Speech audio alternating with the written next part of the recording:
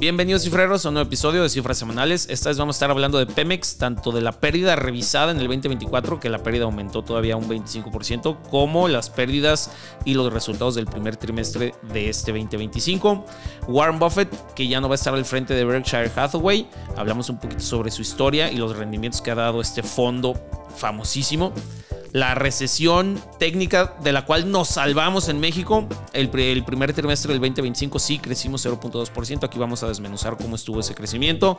El remanente de Banxico, que fueron 17 mil millones de pesos, que se lo dieron a Hacienda para que el gobierno lo utilice. Vamos a ver cómo se genera este remanente de Banxico en sus operaciones. Y por último, OneFit, que a nivel nacional ya se está anunciando como un fraude o no. Vamos a hablar un poquito de su esquema de negocios y al final cómo tronó. Acompáñenos a este episodio, recomiéndenos con sus amiguitos, suscríbanse al canal de YouTube, regálenos estrellas en Spotify y que aprendan mucho. Saludos. Este episodio es patrocinado por nuestros amigos de Chiplo, expertos en asesoría hipotecaria. Si estás pensando en adquirir una propiedad, Chiplo te puede ayudar a encontrar el crédito hipotecario adaptado a tus necesidades. Cotiza y aplica en chiplo.com. Menciona la referencia Cifras para recibir $1,000 de regalo y una asesoría gratuita.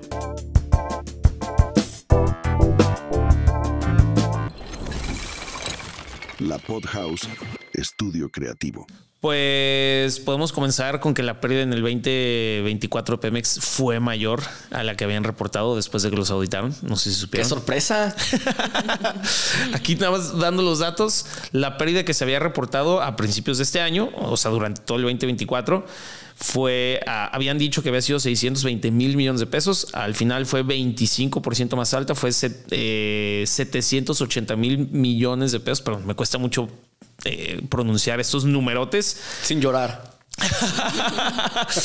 Y no sé si se acuerdan que yo había sacado la cuenta de los 620 mil millones de pesos. Por minuto era 1.14 millones de pesos la pérdida que habían generado durante el 2024. Ya con esta nueva actualización, que fue mayor, es de 1.4 millones de pesos de pérdida por minuto en Pemex. Es una grosería.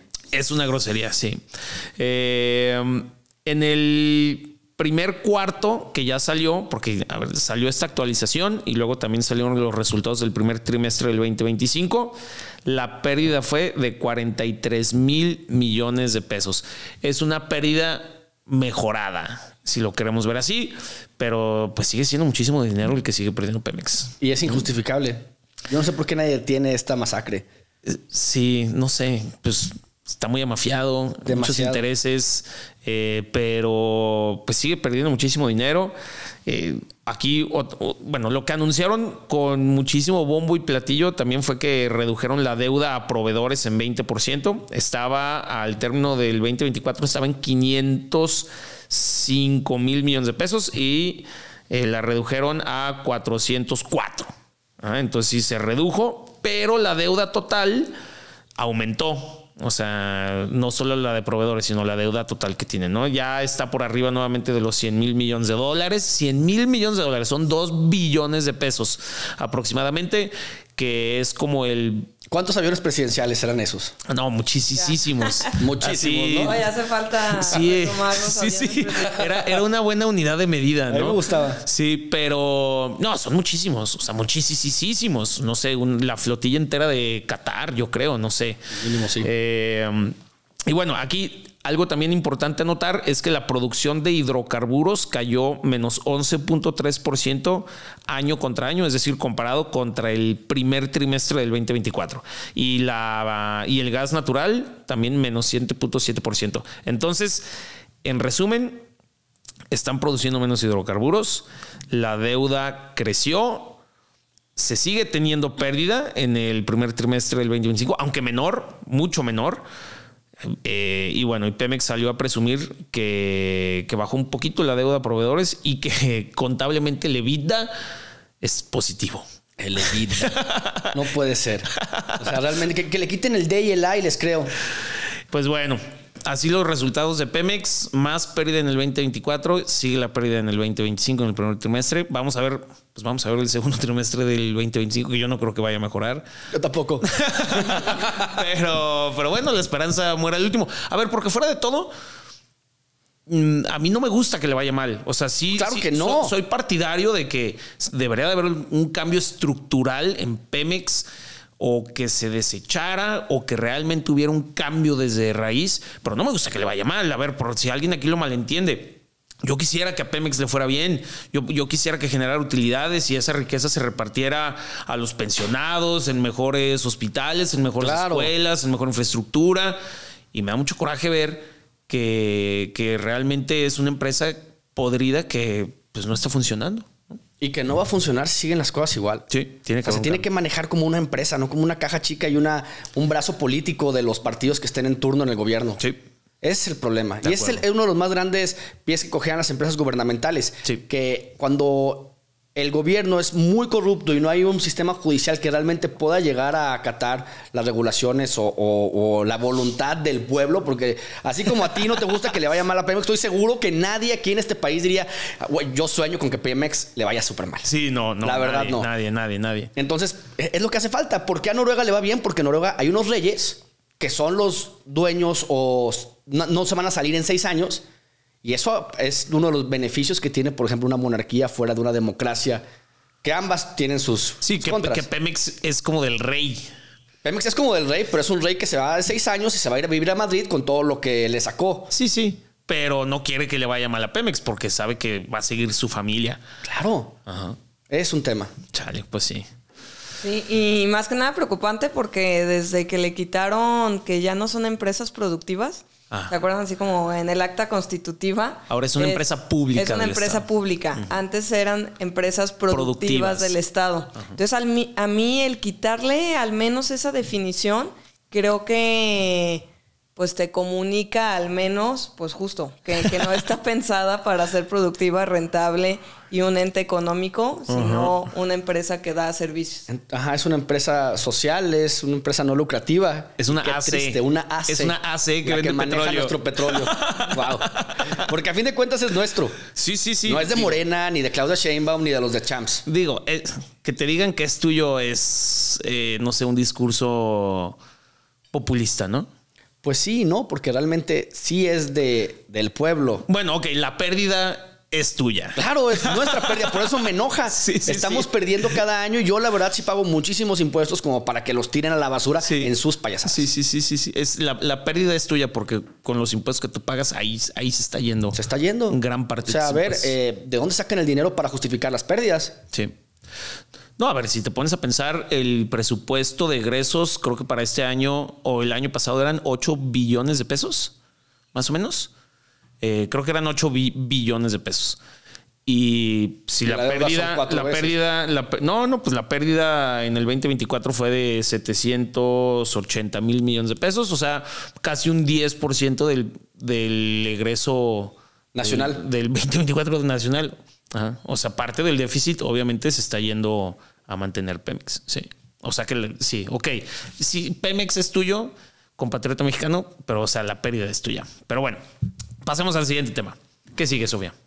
¿Qué sigue? Bueno, el fin de semana creo que estuvo bombardeado mi Instagram, mis noticias, mis notificaciones y todo viene porque a sus 94 años Warren Buffett decide salir como presidente y CEO de su empresa Berkshire Hathaway y su sucesor va a ser Abel, que ya lo habían venido cantando desde hace como 2 años. La verdad es que es increíble que a los 94 años continuara Warren como pues, el pionero o el líder de la empresa, pero yo creo que o sea, él ha sido realmente un movimiento más allá financiero, para mí es pues un ídolo, la verdad, y creo que para mucha gente también. Y es un ícono de las finanzas, no solo por los resultados que ha dejado, que de hecho hay una tablita en la que podemos ver cuánto es el resultado que ha dejado este fondo y cuánto es el resultado que ha dejado el S&P en los últimos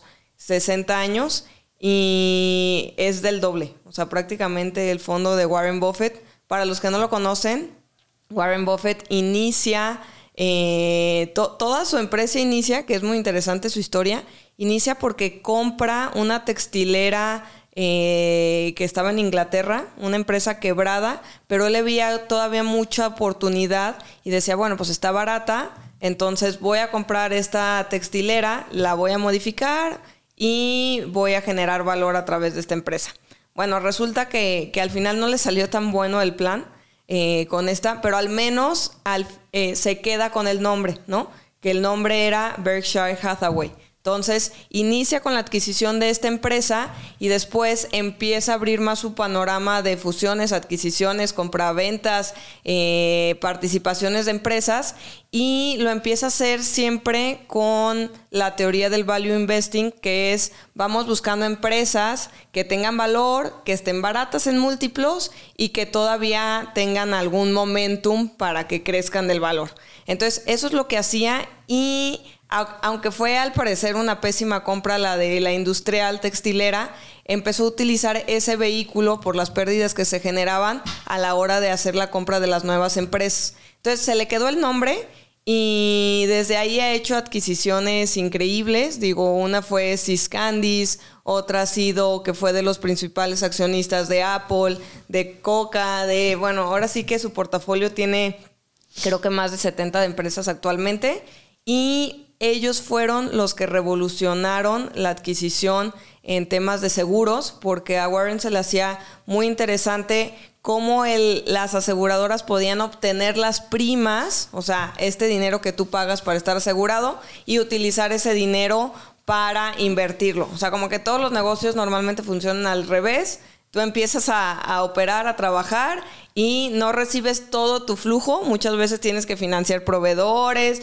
financiar materia prima, a tus clientes también les tienes que dar crédito. Y como que se le hizo muy interesante cómo funcionaba el flujo de efectivo de las aseguradoras, y es por eso que se mete muy cañón a comprar varias aseguradoras. Una de ellas fue Geico, y bueno, ha habido muchas otras,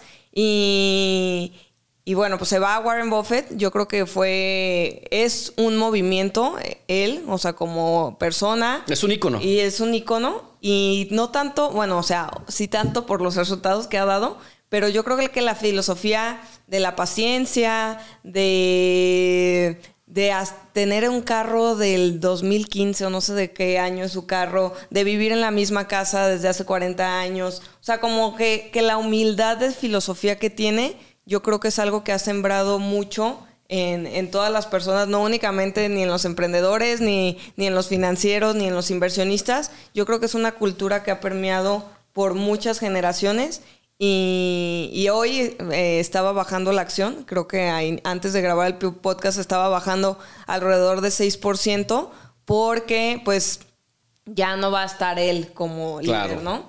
Entonces deja a Abel, que Abel es el director de operaciones del área de no seguros. Él es canadiense. Él fue en una de las adquisiciones que hicieron el que ha hecho mucho empuje para cómo funciona el fondo hoy, y por eso se ve como una sucesión bastante sana. A mí se me hace increíble que a sus 94 años se siguiera al frente de Berkshire Hathaway. O sea, se me hace increíble. Y yo creo que ya próximamente pues va a pasar a otro plano, porque a esas personas que están tan activas mentalmente, ahora que ya no va a llevar esta empresa y esta responsabilidad, yo creo que ya se va a decaer, porque a los 94 ya, o sea, ¿qué más puedes hacer ya a los 94 años? A ver, también es algo que estamos viendo, que nuestras generaciones, nosotros somos la primera generación que está viendo a la gente ser productiva a los 80s. Tenemos, por ejemplo, un claro ejemplo que es Donald Trump. Hace 80 años, la esperanza de vida era 60. Ahorita estamos viendo presidentes de 80, directores de empresas multinacionales gigantes de 94. Entonces yo creo que a nosotros nos espera seguir trabajando hasta los 80 y tantos. Sí, a ver cómo nos va. Y algo que a mí me gustaba mucho de Warren Buffett, que a mí se me quedó mucho como empresario, es que a la hora que tú inviertes tu dinero en una empresa, tienes que entender qué producto o servicio da esa empresa y ver si tú lo comprarías o lo usarías. Entonces él en una conferencia muy famosa, él agarraba su lata de coca y decía: yo entiendo, la gente tiene sed, le gustan estas bebidas, tienen gran marca, es una buena empresa. Pero no tanto por temas financieros muchas veces, sino por el valor agregado que esas empresas le daban a la sociedad y el valor agregado que tenía su producto. Entonces, por eso tomaba las decisiones. Cuando a veces los números iban en contra, que es lo que mucha gente le decía, que él tenía como un sexto sentido en las finanzas. Por eso le dicen el oráculo. El oráculo. Y yo creo que se viene mucho porque él estaba en un mundo de números, un mundo de actuarios, un mundo de contadores. Y él, siendo un empresario, podía ver esas cosas importantes de valor dentro de una organización que no tenían que ver con sus balances o sus activos. Sí, también importante resaltar que Warren, y creo que ya lo hemos dicho aquí, pero él se hizo... ¿Era billionaire? Me imagino que sí. Claro. Se hizo billionaire.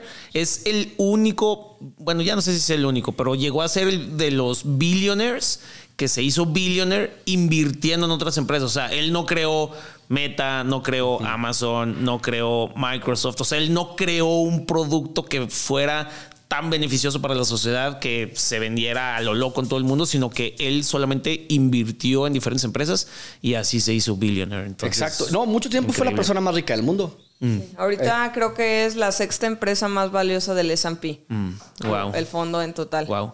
Sí. Y eso que dice David, creo que tiene 2 etapas, o así es como yo lo he entendido. La primera etapa que, o sea, él hasta se fue a estudiar a Columbia porque quería seguir toda la teoría de Benjamin Graham, que es el que hizo El inversionista inteligente, o sea, que tiene muchos libros de busca valor en las empresas, que estén baratas, etcétera. Y cuando llega Charlie Munger, que es el que falleció el año pasado, que fue el socio o prácticamente estuvo acompañando a Warren Buffett durante sus últimas décadas, él como que le cambia el chip y le dice: Warren, no solo tienes que encontrar empresas baratas, paguemos un fair price, o sea, paguemos un precio justo, pero encontremos esas empresas que tienen liderazgo. Ellos buscaban mucho a la hora de hacer alguna participación, una inversión, que esa empresa ya tuviera un sólido liderazgo. O sea, buscar que la gente que trabajaba ahí ya tuviera como pues este enfoque o esta filosofía. Y también buscaban empresas que fueran de largo plazo. O sea, no se iban en un tema disruptivo. Yo creo que si algo los caracteriza es el pensar en tendencias de largo plazo. Y yo creo que va a tener una gran chamba Abel ahora que entre como el director. Y lo bueno es que pues hay mucha lana en caja, ¿no? Ahorita el 25% del dinero del fondo está en efectivo. Esa fue su última movida, ¿no? De Warren. ¿Y cuánto les hizo ganar, no? Sí. Wow. Pero estoy viendo aquí, para los que nos pueden ver en pantalla, la tablita que compartió aquí Sofía. Es increíble cómo supera el rendimiento del fondo de Warren Buffett al S&P. O sea, porque si normalmente pues nomás le pones al S&P, pues te va a ir bien, ¿no? Pero que te vaya el doble de bien que el S&P, yo creo que muy pocos fondos o muy poca gente puede lograr eso manejando activamente las acciones de un fondo. 20% en promedio en los últimos 20 años. No, 20 años. O sea, es imposible. O sea, eso está muy cañón. No, muy. Al final, ¿qué dice el overall gain desde 1964 al 2024? 5.5 millones % de rendimiento. O sea, a lo largo de que fueron 40 años. Excelente. Sí.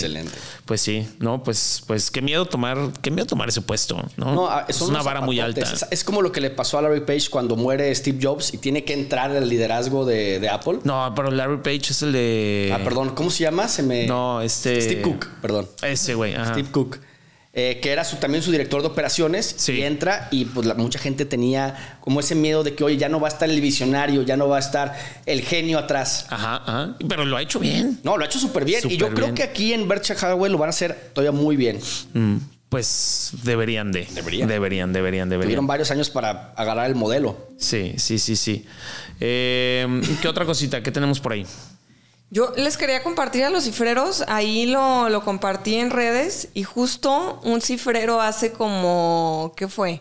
Como un mes y medio me compartió ahí en redes un video que hablaba, se me acaba de ir el nombre, de Javier, Guajardo. No, Jorge Guajardo, perdón, ahorita se me fue el que acaba de hacer una conferencia muy viral en Monterrey. Exacto. Sí. Y un cifrero me había compartido ese video y de que chéquenlo. Aquí te habla de un panorama un poco más amplio de qué pasó con China. Entonces, Jorge Guajardo fue embajador de México en China. Duró 6 años allá y luego fue embajador en Austin. Y bueno, ha sido diplomático internacional, ha estado en muchas partes del mundo. Ahorita vive en Washington.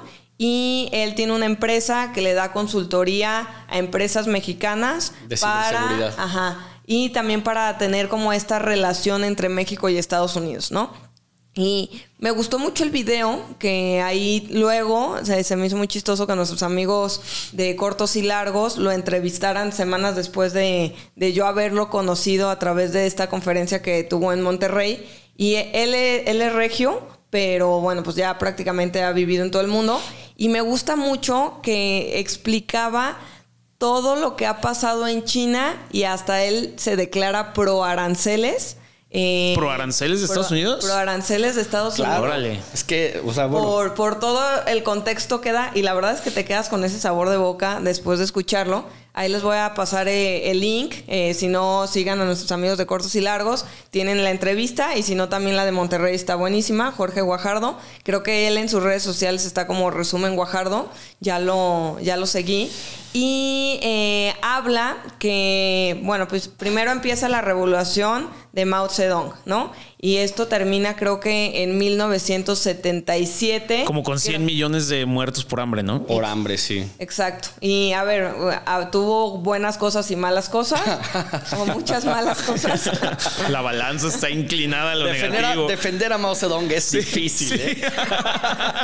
Pero yo creo que algo que sí empezó a hacer la reforma agraria, o sea, muchas, yo creo que fue de las temporadas más feas o la más fea para China. Para el mundo, es de las cosas peores que han pasado. Yo creo que creo que hasta le puede ganar muchísimo a Hitler. El nazismo y el estalinismo se quedan cortos con la devastación que causó ahorita Mao. Les busco la gráfica. Sí, no. Bueno, a esa etapa la vamos a dejar al lado, pero después llega este presidente que se llama Deng... Ahí se me olvida el nombre, pero bueno, él inicia en 1978 y él lo que hizo en esos primeros años era: necesitamos que China se convierta pues en la fábrica del mundo, ¿no? Por decirlo rápido. Y se me hace muy increíble las cifras que comparte Jorge, porque decía que la estrategia era quitar a 20 millones por año de personas que vivían en el sector rural a urbanizarlos, ¿no? Entonces, a la hora que se cambie ese chip China de vamos a urbanizar a 20 millones de personas, de sacarlos de zonas agrícolas a pasarlos a ciudades, esto generó un cambio totalmente para China, porque ya necesitaban industria de infraestructura. Por eso se empiezan a hacer tan fuertes pues hasta en el aluminio, en el acero. O sea, empiezan a desarrollar industrias porque ya les convenía más generarlas internamente a buscar proveedores internacionales. Y bueno, esta movida que decía que se me hizo muy buena la comparativa es, imagínate cada año construir 2.5 Nueva Yorks. O sea, 2.5 Nueva York con trenes, con rascacielos, con hospitales, con escuelas, toda la infraestructura que se necesita para convertir 2.5 millones, 2.5 Nueva Yorks, o sea, 20 personas, hacerlas desarrolladas. Y ahí empieza a desarrollar un poco de por qué Estados Unidos comienza los aranceles con China. Y la verdad es que sí es un tema de proteccionismo, pero no como lo pensamos, de como lo escuchamos, así de cómo Estados Unidos va a convertirse otra vez en un país manufacturero, cuando él decidió mandar sus industrias a China, a Vietnam, a todos estos lados.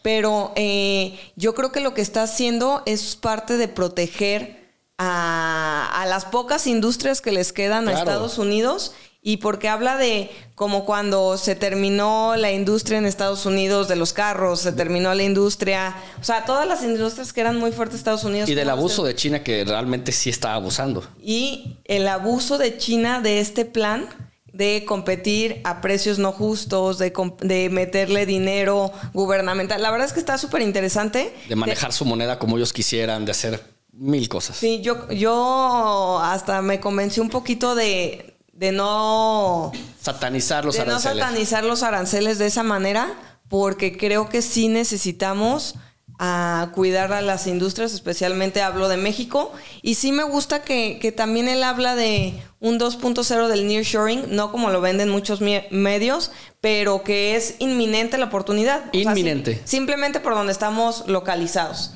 Entonces, él sí hablaba de no buscar esta triangulación, o sea, de como que los mexicanos no aprovecháramos esta iniciativa tan grande de China de traerse la industria para acá, porque ahora sí que va a ser un daño muy grande para México si es que permitimos que los chinos triangulen para llegar a su mercado meta de Estados Unidos, hacerlo a través de México, que sí pudiera ser, pues, fuerte y que le quitaríamos muchísima industrialización, muchísima potencia a México, porque nos convertiríamos en buenos para posiblemente ninguna industria. Ahora, a mí, ¿sabes qué me dio mucha risa de la conferencia de Jorge Guajardo?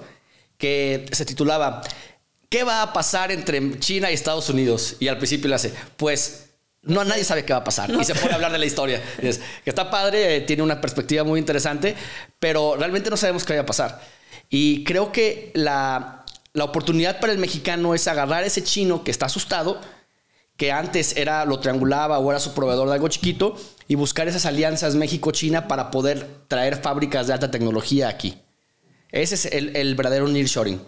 Porque realmente venirnos a nada más ser una empresa manufacturera aquí en México no conviene. Los valores agregados que se necesitarían poner son altos. Y el tema de que muchos tienen miedo de que en China se fabrique, se traiga a México y nada más se reetiquete para mandar a Estados Unidos, creo que es algo que van a cuidar mucho tanto Estados Unidos como México para evitar esas prácticas. Pues a ver si sucede. A mí me cuesta mucho trabajo pensar que en 5 o 6 años van a lograr toda esa migración de las cadenas de producción que tienen en China y ponerlas aquí en México o en Estados Unidos o en algunas partes de los aliados de Estados Unidos. Yo ya vi cómo lo hicieron, Lo hicieron muy rápido. ¿En dónde? En 2018, cuando entra Donald Trump y pone los aranceles de los paneles solares para Estados Unidos, yo creo que tardaron 2 meses en abrir fábricas en Vietnam y en Tailandia, los chinos. 2 meses máximo, O sea, realmente cuando se quieren mover, ¿qué tan difícil es? Pues apagas un switch, metes todo en cajas y te lo llevas en contenedores a otro lado y lo pones en otra nave industrial igualita. Sí, te llevas al equipo de supervisión chino, contratas cuadrillas locales y listo. Sí, pero yo creo que va más allá el reto, porque como que antes se veía muy claro que solo era para China, ¿no? Los aranceles.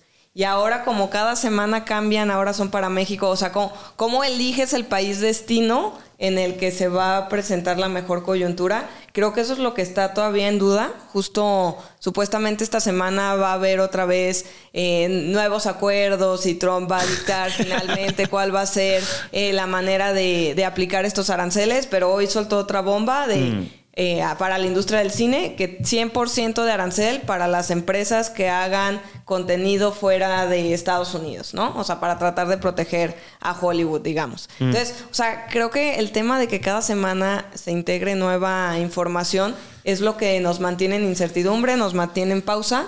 Ojalá que pronto podamos... Por ejemplo, en tiempos de incertidumbre siempre es bueno irse a las bases de la toma de decisión. Y en temas de inversión... Y en temas, por ejemplo, en temas inmobiliarios y donde conviene, ahí te dicen, lo más importante es la ubicación, lo segundo más importante es la ubicación y lo tercero más importante es la ubicación. Entonces, realmente, mientras haya un tema de especulación que no se sabe quién va a ser el mejor, tal, la decisión obvia es México porque estamos al lado de Estados Unidos. Y no somos Canadá, que tiene inviernos mucho más fuertes, que su mano de obra es más cara. Y que no hay gente. Bueno, se está llenando, hay mucha... Bueno, de mucho extranjero. Mucho extranjero, especialmente en British Columbia. Pero aquí en México tenemos como todas esas cosas que a la hora que empiezas a ver un análisis de decisión en temas de riesgo, México es una opción mucho más beneficiosa que cualquier otro país ahorita. Sí. Hasta que Donald Trump cambie de idea. Sí. Exacto. Pues antes de pasar, ahorita agarrando este hilo con el crecimiento del primer trimestre del 2025 de México, no quería dejar pasar la gráfica de los dictadores más sanguinarios. A ver, esta fue la primera que agarré de Google. No sé si es fidedigna la información, pero aquí pueden ver Mao Zedong, al entrar en el poder y ganar ganar la guerra civil contra los de derecha, que son los que se refugiaron en Taiwán al final, pues creó una hambruna en China que terminó y la revolución cultural, la matanza en el Tíbet, la destrucción de todas las iglesias, incluyendo la católica en China. Sí. No. Todo. Pero bueno, pasando a México. México se salva de la recesión técnica se salva. Dijimos, 0.2%, por favor. Sí. O sea, de verdad, se nota que hicieron trampa. Le estuvieron arrastrando hasta sí, quién sabe. Puede ser. No, porque mucho de que terminó en 0.2 fue porque en enero primero habían puesto que había sido negativo y después con la corrección auditada del IGAI y el INEGI terminó en positivo como 0.13, una cosa así. Entonces, bueno, ahorita ya terminó en 0.2 para el primer trimestre del 2025. A lo que le fue muy bien y que fue lo que hizo que no termináramos en recesión técnica fue la industria primaria, que por primaria entiéndase agricultura, ganadería, pesca. Las secundarias menos 0.3, y en las secundarias es la transformación de productos primarios en productos, ¿no? O sea, por ejemplo, manufactura. Y que aquí, ojo, terminó en menos 0.3 a pesar de que hubo muchísima exportación en este primer trimestre porque se venían venir los aranceles. Todos sabemos que fue el mayor déficit de Estados Unidos, el déficit comercial, porque importaron muchísimo. México también exportó muchísimo a Estados Unidos en este primer trimestre y aún así terminaron las actividades secundarias pues en negativo, poquito, pero terminó en negativo. Aquí más bien la cuestión es decir, bueno, ahora que ya están los aranceles y que ya sabemos y que ya no va a haber esas compras anticipadas de pánico de los productores en Estados Unidos, ¿qué va a suceder con las actividades secundarias en el segundo trimestre del 2025?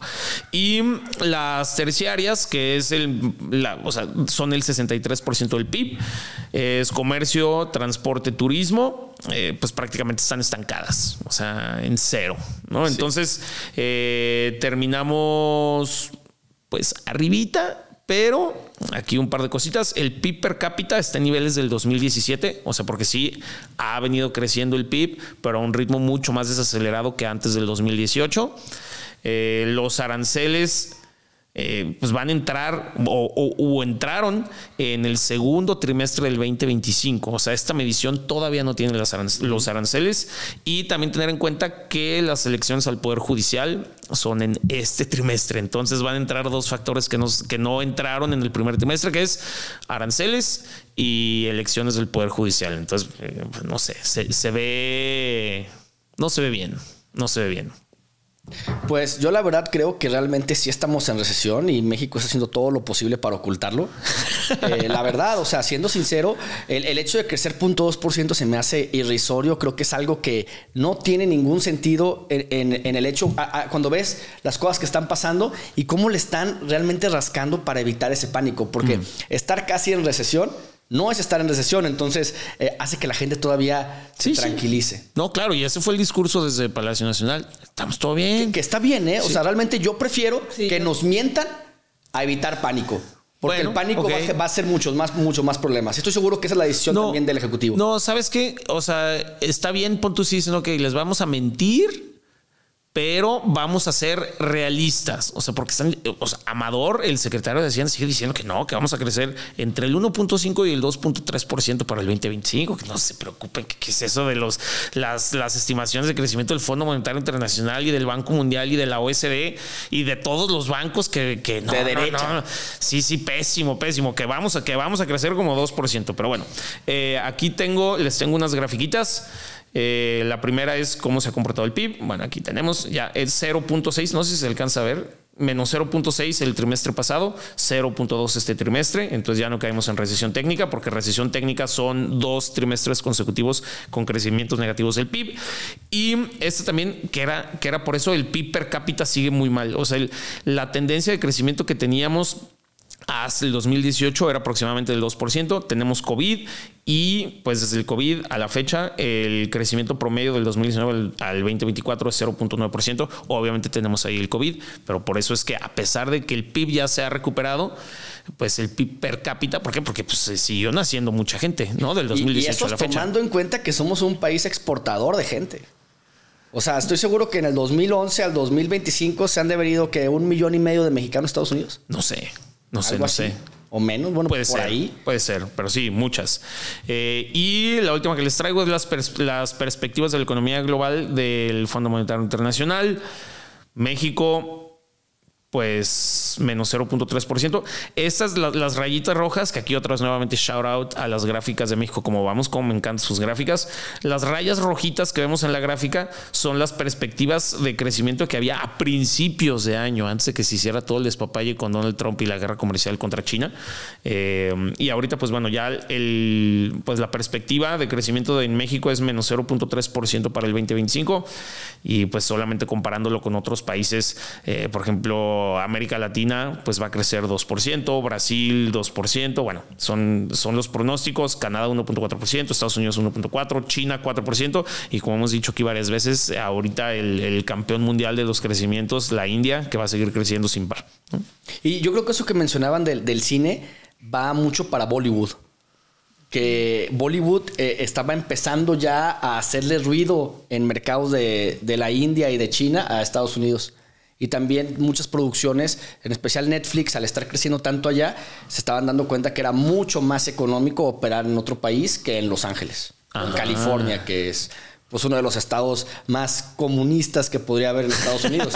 O sea, impuestos sobre la renta de 40 y tantos %, etcétera, ¿no? Sí. En California es donde si robas hasta cierto monto no es delito. Sí. Sí, va. Es ahí, sí. Es ahí. Chale. Bueno, y yo lo último que traigo aquí es que Banxico le entregó el remanente de sus ganancias al gobierno federal, que fueron casi 18 mil millones de pesos. No fue mucho. La última vez que se entregó fue con Peña en el 2016, fueron 321 mil millones de pesos. O sea, ahora le entregaron como el 5% de lo que se entregó la última vez en el 2016. Aquí estuve investigando un poquito más. Solamente se ha entregado 10 veces desde la autonomía de Banxico. Solamente se ha entregado 10 veces el remanente de operaciones de Banxico. Como funciona es, Banxico tiene operaciones. Ahorita les explico cómo genera ingresos. También tiene egresos. ¿Por qué? Pues porque es una organización. Pero como es una organización sin fines de lucro, lo que le resta y que se convierte en su ganancia, por así decirlo, se lo tiene que entregar a la Secretaría de Hacienda. La Secretaría de Hacienda, por ley, el 70% de eso lo tiene que usar para pagar deuda o para tapar los hoyos de financiamiento que va a necesitar para el próximo año. Y el otro 30% lo manda a un fondo de estabilización, el FAPE, el Fondo de Estabilización Económica, ¿no? Así se tiene que utilizar. Aquí están las 10 veces que Banxico le ha entregado dinero a Hacienda. En 95, 96, 98, 2000, aquí lo pueden ver en pantalla. El mayor fue en el 2016 con Peña y 2015 también fue muy alto. O sea que también fue Salinas de Gortari quien hizo la autonomía de Banxico. Pues sí, en el 94, sí, después de Enrique de la Madrid. Cada vez se está empezando a notar cómo es un parteaguas Salinas de Gortari en México. Sí, no, claro que lo fue, para bien y para mal. Más para bien ahorita. Para mal en los primeros 5 años y la depredación así, pero todo lo que ha hecho ahorita nos ha beneficiado. No, sí. ¿Quién sabe qué hubiera pasado si no hubiera estado él? Estaremos como Colombia o no sé. Sí. ¿Quién sabe? Bueno, que Colombia le ha ido muy bien últimamente. Últimamente le ha ido muy bien. Qué bueno para los colombianos. Gracias a Dios. Y bueno, aquí ¿por qué causó mucho ruido? Porque durante el sexenio de AMLO, Banxico no le entregó absolutamente nada. Y si se fijan, a ver, en el 2016 a Peña le entregaron 321 mil millones de pesos. Es pues prácticamente la mitad de la pérdida de Pemex en un año. O sea, es muchísimo dinero. Y entonces AMLO, no sé si recuerdan, como que siempre estaba como que quería que le adelantaran pagos, se enojaba con Banxico y hacía sus berrinches en Palacio Nacional, que andaban ahí de conservadores y ya saben, ¿no? Lo de AMLO.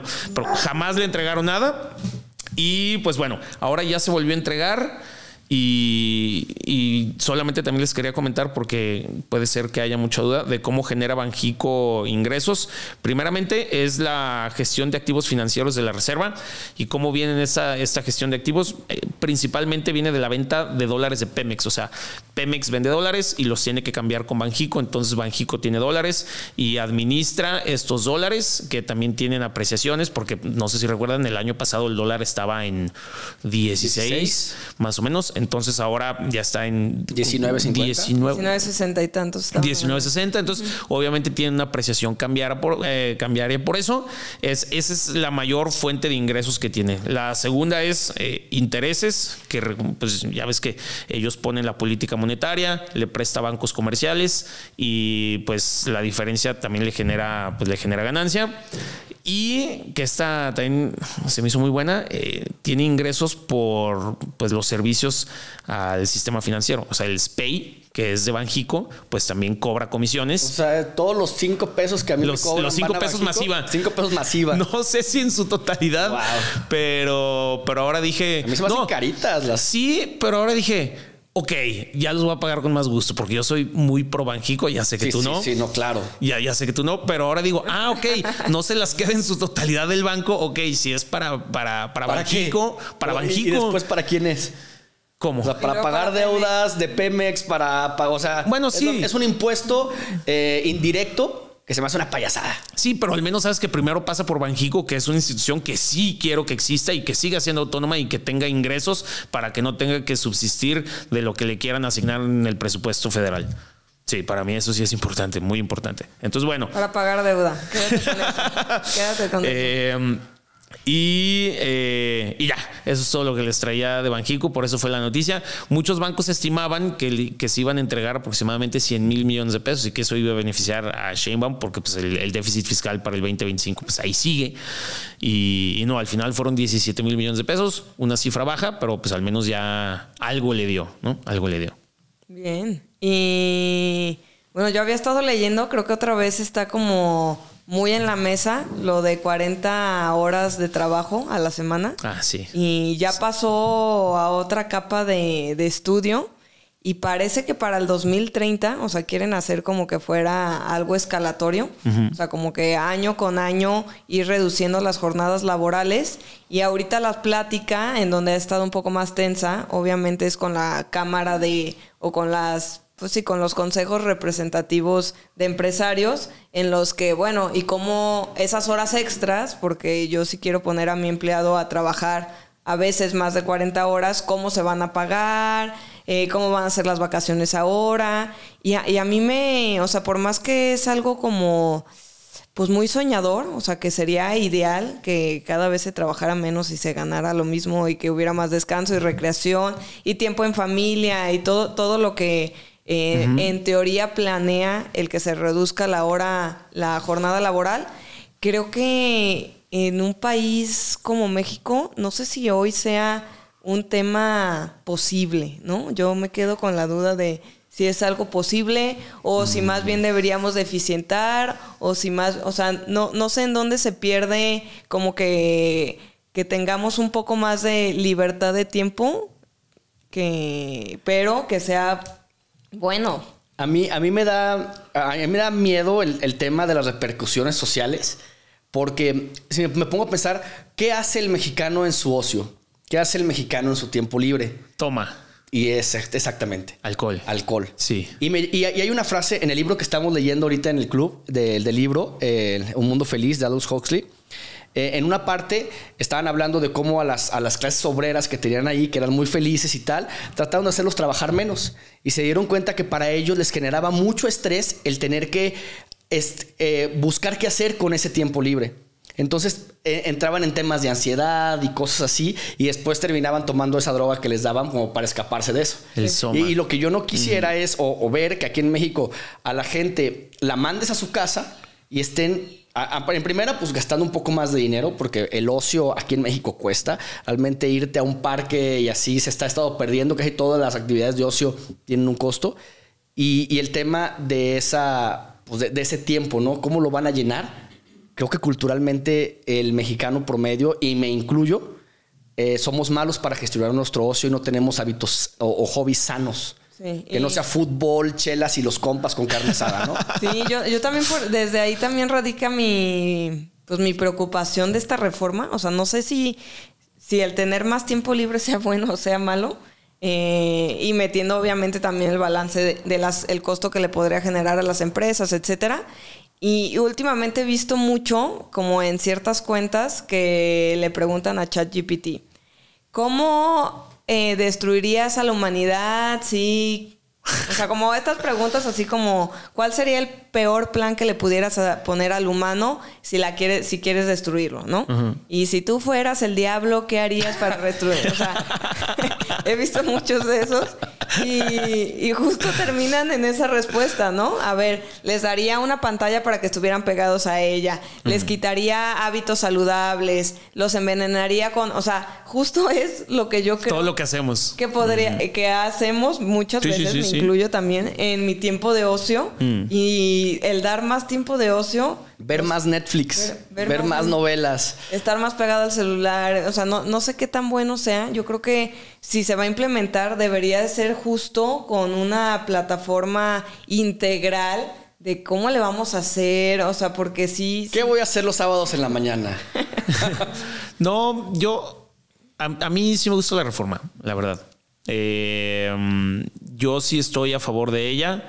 Creo que el mexicano promedio tiene muy poco tiempo libre, tiene muy pocas posibilidades muchas veces de seguir desarrollándose intelectualmente, educativamente, porque pues no sé, mucha gente quiere seguir estudiando los fines de semana, pero no puede porque el domingo es el de familia y el sábado también tiene que trabajar. O sea, yo utópicamente o esperanzadamente como que digo, bueno, igual y si la gente tiene un poquito más de tiempo libre, la va a utilizar en seguir educándose. No sé si estoy siendo un poco ingenuo. En hacer un huerto en su casa. No sé si estoy siendo un poco ingenuo, pero al menos la gente tiene que tener esa posibilidad de tener ese tiempo. Y eso estoy de acuerdo contigo. Sí, es la libertad. Para ver qué quiere hacer con su tiempo libre. Y también creo que es muy importante que el gobierno pues de esa plataforma, porque sí, o sea, el mexicano tiene tiempo libre y se va a chupar porque ve los parques, o sea, y estamos en Guadalajara, o sea, vete a cualquier pueblo que está colindante con Guadalajara, bueno, no hay nada. ¿Cómo cuáles? No, pues como, no sé, acabo de ir queja, por ejemplo, a Secretaría de Relaciones Exteriores en Jalostotitlán, porque en Guadalajara no había citas, hazme el favor. ¿Hasta Jalos? Hasta Jalostotitlán. Muy bonito el pueblito. Discrepo. Amigo Miguel de Jalos. Discrepo. Hay como 3 árboles nada más. Pero bueno, o sea, no hay nada. O sea, tú vas... O sea, debería de haber una plataforma con instalaciones deportivas, culturales, o sea, donde la gente pudiera pasar su tiempo recreativo en esos lugares, porque pues, sí, vives en Jalostotitlán, pues, ¿qué haces? O vas a chupar o te pones a ver Netflix, porque realmente no hay nada más que hacer. Perdona a la gente de Jalos, pero... No, literal, literal. O sea, los sábados sentarte en los portales ahí en Jalos con un tequila es padre. Sí, o sea, no lo digo peyorativamente hacia ese pueblo o esa comunidad, solamente digo que el gobierno mexicano debería de proveer una mayor plataforma para que la gente utilizara su tiempo de ocio en cosas más educativas o desarrolladoras. Por ejemplo, como tú dices, oye, metemos la de 40 horas, pero vamos a hacer un programa de educación gratis apoyado por la SEP para que puedas terminar tu bachillerato, hacer una licenciatura, una maestría si quisieras. Exacto. Eso estaría padrísimo. Que vaya de la mano con no nada más, oigan, sí, denles tiempo libre. A ver, o sea, necesitamos un apoyo para que la gente se pueda saber qué hacer con ese tiempo libre. Sí, correcto. Y bueno, pues esas son todas las cosas que yo tengo. No sé si Sofía trae una más. De último de este tema, la verdad es que no lo tengo desarrollado, pero se me hace increíble. Hablando del tiempo libre y demás, existía esta aplicación que hace, creo que ya como 9 días dijo que iba a parar operaciones y demás, que se llama OneFit. Y OneFit nació como con una idea, que la verdad es que la idea es increíble, pero pues claramente en la práctica es insostenible. Vas a tener una membresía con pago anual, ahorita menciono por qué subrayo anual, y vas a tener acceso a gyms, albercas, clases, yoga, todo lo que hoy en día que queremos estar en estas clases deportivas. Y pues hace una semana dijo que se acababa, ¿Ah, que sí? ya era insostenible y que no iba a regresar dinero. Bueno, que estaban viendo cómo le iban a hacer con los reembolsos, con los pagos a proveedores y demás. Pero aquí el tema es, se habla que fue un fraude, que fue una estafa. Y yo quiero cuestionar con ustedes si fue un fraude o fue una estafa, ¿no? Entonces, esta empresa inicia operaciones así más masivamente el año pasado. Tenían acuerdos en Ciudad de México, en Guadalajara, en varias ciudades grandes ya estaban expandiéndose y con una membresía que había veces que la membresía mensualmente, si lo dividías, te costaba alrededor de 500 pesos, 479 creo que era, muchas veces estaba en promoción, pero si tú lo pagabas anualmente, posiblemente te salía hasta más barato. O sea, hacer ejercicio anualmente en clases, que normalmente una clase de spinning, díganme, salones de Enrique Rolo, sí, todas estas, te cuesta alrededor de 400, 500 pesos. ¿La clase? Wow. Güey, es que lo usan como de antro. Es un tema cultural. O sea, yo conozco gente que de verdad está obsesionada con ese tipo de cosas. y bueno, o sea, una clase te costaba eso. Este pase te daba acceso a ese más muchos otros clubs o estudios de ejercicio y te costaba lo que te costaba pues una clase, ¿no? Entonces podías tener acceso a como 25 clases al mes, lo que te costaba una clase.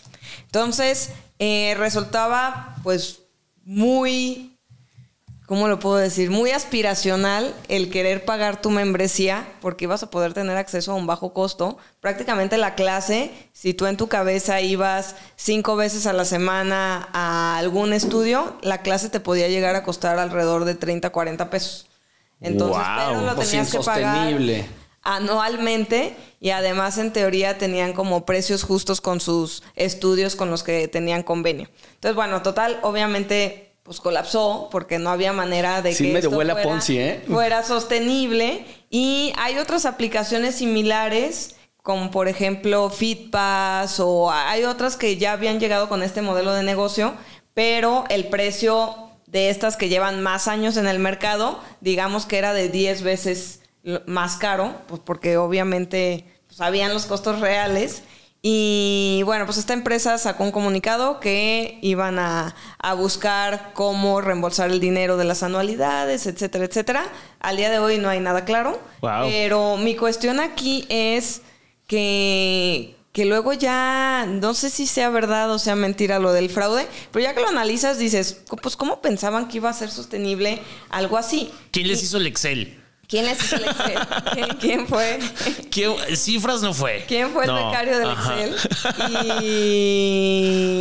Y finalmente, a mí lo que no me gusta es que empiezan a corromper como ciertas... O sea, ya el ejercicio ya inicia desde otra manera. No sé, como que siento que a la hora que pasan estas cosas, si ya estabas muy aplicado con el ejercicio, ¿cómo te va a cambiar el esquema? Ya no estás seguro al hacer anualidades. O sea, dejan un poco traumadito, por así decirlo, para tus próximas decisiones, tanto de ejercicio como de anualidad. O sea, dejas de confiar en ciertas cosas. Es que te digo algo, creo Sofía, que con todo el sentido. Ajá. Yo lo que te quiero decir nada más aquí en este tema es que normalmente cuando algo parece demasiado bueno para ser verdad, es porque lo es. Si tú estabas pagando 500 pesos por clase y de repente vas a pagar 35, 40 pesos por clase, algo no hace sentido. Alguien se están fregando. Y en este caso se fregaron a todos. Pero, o sea, no puede ser un Ponzi porque no era un crowdfunding o algo así. O tú no podías invertir en ellos, ¿o sí? No, pero de alguna manera por adelantado tu membresía. Tú pagabas la anualidad, que en ciertas épocas era de 3,000, en otras de 5,000, otras de 7,000. Y pues traes toda esa lana que todavía no le has pagado a los gimnasios, o sea, de alguna manera ellos adelantaron con las anualidades el recibir el dinero y yo creo que no les alcanzó la lana, no sé si les quedó algún piquito o para sus bolsillos personales pensando que pudiera ser un fraude, pero sí dejaron a muchos estudios sin recibir pagos, o sea... No se hicieron las cosas chidas. Una duda, cuando un fraude no es voluntario, te tomas fraude, ¿no? O sea, si tú por tu propia incompetencia cometes fraude, entonces sigue siendo fraude. Sí, por güey. Por güey. Pero bajo la ley no.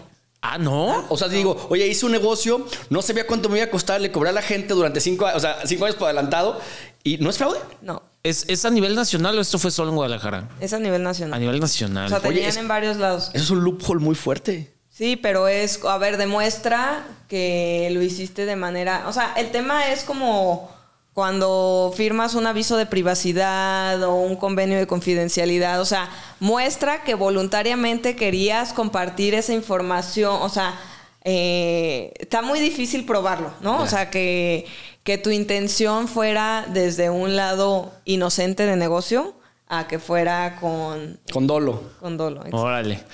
Pues digo, wow, qué caro. Yo no sabía que costaban tanto las clases de estas de las bicicletas que están de moda, pero... Así es la vida. Pero, wow, estoy sorprendido. Bueno, yo nada, o sea, mi primera comparación, porque yo luego siempre trato de comparar eso. Yo tengo una suscripción de Udemy. No sé si lo han visto, que es como estas. Sí, la academia. Tienen 200,000 cursos en línea de absolutamente todo. Cuesta 350 pesos al mes. Pero es digital. Creo que desde ahí cambia Ya. un poco el modelo O sea, de sí, negocio. o sea, sí. A ver, sí, no lo utilizo para aprender o sea, no lo utilizo para hacer ejercicio, pero nada más como comparando lo caro que son estas clases. O sea, al mes pagar Udemy 350 pesos, tienes acceso a una Y no quieres cantidad saber de cuánto información. cuesta el Pilates, mi estimado. ¿Ese es más caro? Es más caro. Wow. Y O sea, están llenos los estudios de Pilates. Ahorita un negociado, tengo un amigo que está haciendo estudios de Pilates, creo que en Vallarta, algo así. Es negociazo, no tiene ¿En serio? espacio. ¿En serio? De veras, y creo que Wow. son 1,000 pesos la clase. No tengo idea, pero por ahí. Wow. ¿Ya? Sí, o sea, tu invitación era, en vez de justo hablando del tema del ocio, que te sale más barato aprender un nuevo idioma, a programar, a ser mercadólogo. O sea, ahora sí que en Udemy la verdad es que encuentras lo que sea, Sí. en vez de pagar una clase. O los dos, ¿no? O sea, como... Sí, se puede los dos, pero también, o sea, vayan a Udemy, paguen su mensualidad de 350 pesos y aprendan algo nuevo. En Audible, 350 pesos y es un libro al mes también y Wow. listo. Sí. Pues bueno, muy buen episodio, me gustaron los temas de hoy. Sí, gracias David, gracias Sofía. Luis, gracias, Sofía. Gracias. Gracias a la Alfredo, Podhouse por gracias. producirnos. Gracias. Hasta luego. La Podhouse, estudio creativo.